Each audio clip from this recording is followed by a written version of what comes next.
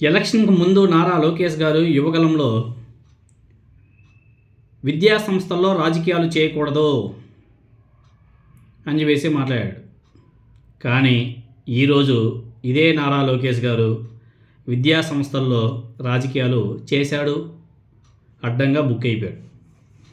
ఆయన ఈరోజు తూర్పుగోదావరి జిల్లా రాజమండ్రిలో పర్యటన చేశాడు. ఆ పర్యటనలో తెలుగుదేశం పార్టీకి జనసేన పార్టీకి మధ్య ఉద్రిక్త పరిస్థితులు కూడా నెలకొన్నాయి. తెలుగుదేశం పార్టీ జనసేన మధ్య విభేదాలు బయటపడ్డాయి. తెలుగుదేశం పార్టీ నేతల మీద జనసేన పార్టీ నేతలు తీవ్ర ఆగ్రహం వ్యక్తం చేశారు. మరి ముఖ్యంగా చెప్పాలంటే Rajanagaram MLA, Janasena party MLA Battula Ramakrishna, ఆయన భార్యను నన్నయ్య యూనివర్సిటీ సిబ్బంది నెట్టేశారంట, లోపలికి వెళ్ళనివ్వలేదంట. తమ నాయకుడి భార్యను తోసేయడం మీద జనసేన పార్టీ శ్రేణులు తీవ్ర ఆగ్రహం వ్యక్తం చేస్తున్నారు. ఇలా ఉంది పరిస్థితి. కానీ పవన్ కళ్యాణ్ గారేమో 15 సంవత్సరాల వరకు ఈ కూటమి ఇలానే కొనసాగుతుంది, నేను ఇలానే డిప్యూటీ సీఎంగా ఉంటాను, 15 సంవత్సరాలు ఈ కూటమి ఇలానే ఉంటుందని చెప్పేసి ప్రతి మీటింగ్లోనూ మాటి చెప్తూ ఉంటాడు. కానీ గ్రౌండ్ లెవెల్లో పరిస్థితి ఏమో చాలా డిఫరెంట్గా ఉంది. ఇంతకీ ఏంటి, ఎందుకు నెట్టేశారు? ఆ నన్నయ్య యూనివర్సిటీ పరిస్థితి ఏంటి? అక్కడ ఎందుకు నారా లోకేష్ గారు వెళ్ళారు? అక్కడ జనసేన పార్టీ నాయకులకి తెలుగుదేశం పార్టీ నాయకుల మధ్య వాగ్వాదం ఎందుకు జరిగింది అనేసి ఒకసారి పరిశీలన చేస్తే, రాజమండ్రి పర్యటనలో భాగంగా విద్యాశాఖ మంత్రి అయినటువంటి నారా లోకేష్ గారు నన్నయ్య యూనివర్సిటీకి వెళ్లాల్సి ఉంది. ఈ యూనివర్సిటీ రాజానగరం నియోజకవర్గ పరిధిలో ఉంటుంది. ఇక్కడ నుంచి జనసేన పార్టీ ఎమ్మెల్యే బత్తుల రామకృష్ణ ప్రాతినిధ్యం వహిస్తున్న సంగతి మీకు అందరూ కూడా తెలిసిందే. అదేవిధంగా లోకేష్ గారికి ఘన స్వాగతం పలుకుతూ తూర్పుగోదావరి జిల్లాలోని తెలుగుదేశం పార్టీ ప్రజాప్రతినిధులు, అదేవిధంగా జనసేన పార్టీ నాయకులు నన్నయ్య యూనివర్సిటీలో ఫ్లెక్సీలు ఏర్పాటు చేశారు. అయితే స్థానిక ఎమ్మెల్యే బత్తుల రామకృష్ణ ఫ్లెక్సీలను తెలుగుదేశం పార్టీ నాయకులు తొలగించేశారు. అక్కడ మొదలైంది వివాదం. ఇదంతా కూడా టీడీపీ నాయకులే చేయించారని చెప్పేసి జనసేన పార్టీ ఎమ్మెల్యే అనుచరులు ఆరోపణలు చేస్తున్నారు.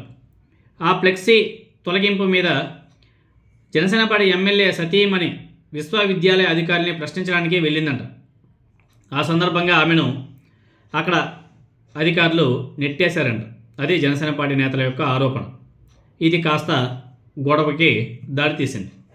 ఫ్లెక్సీల తొలగింపుతో పాటు ఎమ్మెల్యే సతీమణిని తోసేశారంట.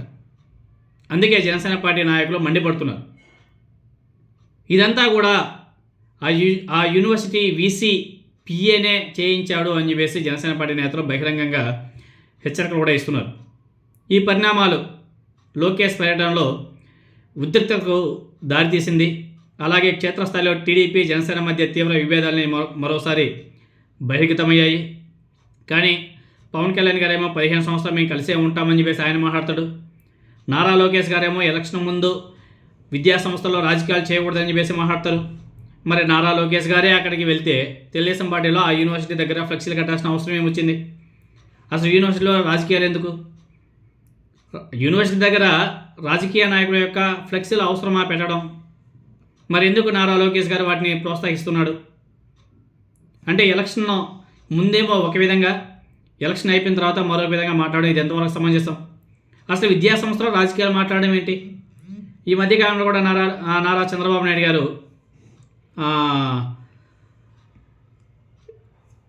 అమరావతిలో ఒక యూనివర్సిటీ ఉంటుంది, ఎస్ఆర్ఎం యూనివర్సిటీ. ఆ యూనివర్సిటీ లోపలికి వెళ్ళి అక్కడ కూడా చంద్రబాబు నాయుడు గారు రాజకీయాల గురించి మాట్లాడాడు. అక్కడ తెలుగుదేశం పార్టీ జెండాలు ఎగురుతున్నాయి కాలేజీ యూనివర్సిటీ లోపల. అంటే యూనివర్సిటీలను కూడా, విద్యా సంస్థలను కూడా రాజకీయాలకు ఫుల్గా వాడేస్తున్నారు.